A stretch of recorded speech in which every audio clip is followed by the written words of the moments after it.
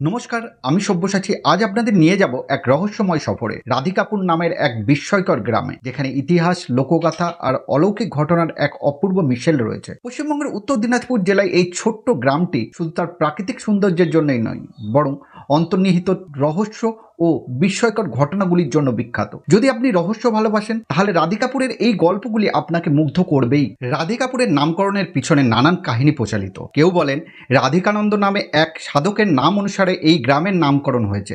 আবার কিছু ইতিহাসবিদদের মতে রাধিকা নামে এক রহস্যময় রাজকন্যার স্মরণে এই নামকরণ করা হয়েছে। কিংবদন্তি অনুসারে রাধিকা ছিলেন এক অভিজাত বংশের কন্যা, যিনি প্রেম ও প্রতারণার এক করুণ কাহিনীর শিকার হয়েছিলেন। বলা হয় তার আত্মা নাকি এখনো এই অঞ্চলে ঘুরে বেড়ায়, আর রাতের অন্ধকারে কখনো কখনো মৃদু হাসির শব্দ ভেসে আসে বাতাসে। ব্রিটিশ আমলে রাধিকাপুর রেলওয়ে স্টেশন ছিল এক গুরুত্বপূর্ণ সংযোগস্থল, যা ভারত ও বাংলাদেশকে একই সূত্রে বেঁধেছিল। কিন্তু এই স্টেশনকে ঘিরে রয়েছে এক শিহরণ জাগানো কাহিনী। স্থানীয়দের মতে বহু বছর আগে এখানে একটি ট্রেন দুর্ঘটনা ঘটে। দুর্ঘটনার পর থেকে মাঝরাতে স্টেশনে পরিত্যক্ত প্ল্যাটফর্মে কিছু ছায়ামূর্তি দেখা যায়। রেল লাইনের ধারে কুয়াশার মধ্যে কখনো কখনো অস্পষ্ট পদধ্বনি শোনা যায়, আর বাতাসে এক অজানা বিষণ্ণতার সুর বয়ে যায়। যাত্রীরা বলেন মাঝরাতে এখানে এক ধরনের কাঁপুনি ধরানো অনুভূতি হয়, যেন কেউ তাদের উপর নজর রাখছে।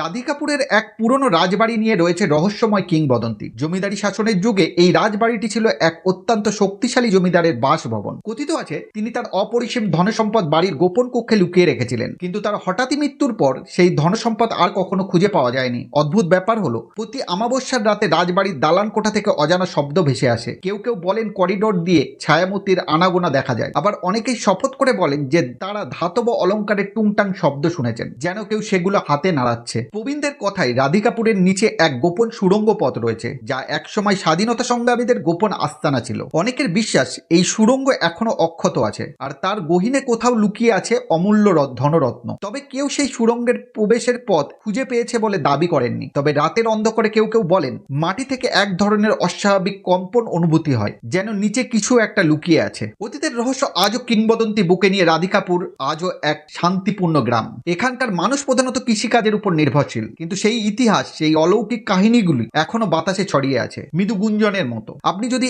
ইতিহাস আর লোকগাথার রহস্যময় জগতে হারিয়ে যেতে ভালোবাসেন, তাহলে একবার রাধিকাপুরে ঘুরে আসতেই হবে। কে জানে, হয়তো আপনিও অনুভব করতে পারবেন অলৌকিক কম্পন, যা যুগ যুগ ধরে গ্রামটিকে আবৃত করে রেখেছে। তাহলে চলবেন নাকি একবার রাধিকাপুরের অজানা জগতে?